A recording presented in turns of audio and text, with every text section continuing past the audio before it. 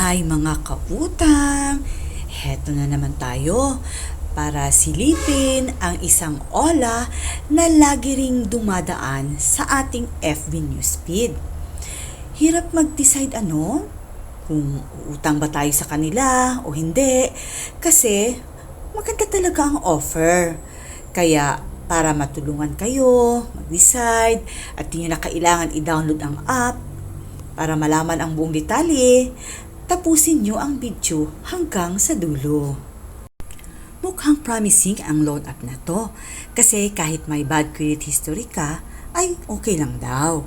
Laki pa ng offer, loan amount up to 50k, 180 days, no service fee, requirement ID card, interest 0.02%, then no salary slip, no income proof, no bank statement.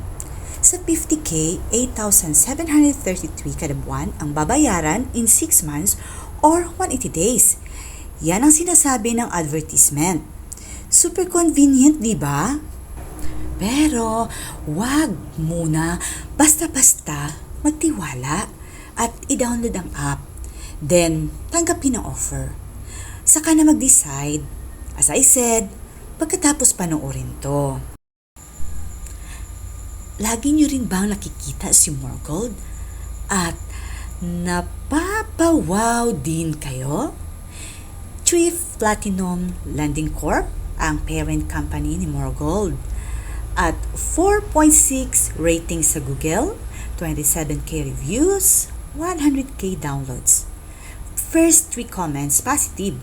But if ipindot ang see all reviews, doon na bababasa ang mga negative comments. Pero para masilip talaga ang buong details, dinownload ko talaga. So, start allow device location. So, allow natin while using this app. At same din lang naman ang process and requirements tulad ng ibang mga OLAs. Personal info, ID info, at face authentication. So, appear agad 12k loan offer. Then, term 120 days. Hindi na 180 days. Nakadagdag lang din ay yung need ng second phone number. Then, social account, Facebook, Viber, WhatsApp, Skype. So, akin, WhatsApp. Pero di success kasi nag-i-error kahit tama naman ang info. Kaya, Skype na lang. Sa contact info, grabe. Kasi, di talaga at from phone book talaga. At, madidetect nila if hindi verify ang number. Halimbawa, gawa-gawa ka lang, mag-i-error talaga. Medyo mas marami info pala need ni Morgold kaysa ibang mga OLA. Need pa company info like name at phone at address. Kasali pa, payday sked. After lahat fill up na, makikita na ang mga choices na loan amount. May 6k to 24k, then 2k to 8k. So ako mga kautang, try ko yung 2k to 8k. At approve tayo na 3.5. Mapapawaw na din sana ako kasi di na masama sa first loan. Pero nang pinindot ko yung view details, parang nagpalpitate ako mga kautang. Kasi interest 122, account manage fee 319, platform service fee 319, rest fee 319 pa rin, at credit fee 321, total of 1,400. Yan mga kautang ang video. So, tuwa na lang ang marireceive.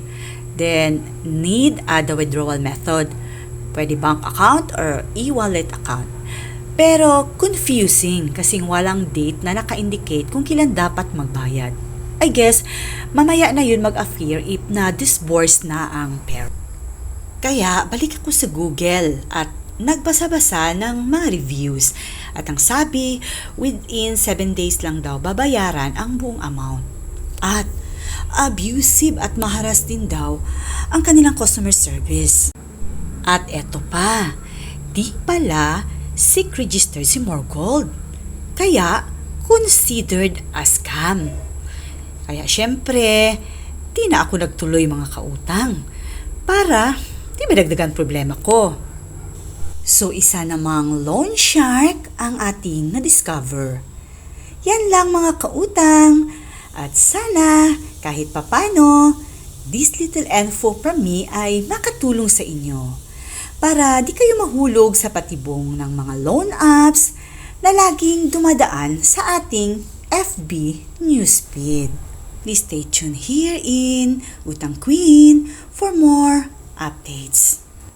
Bye for now and thanks for watching. Please don't forget to like and subscribe.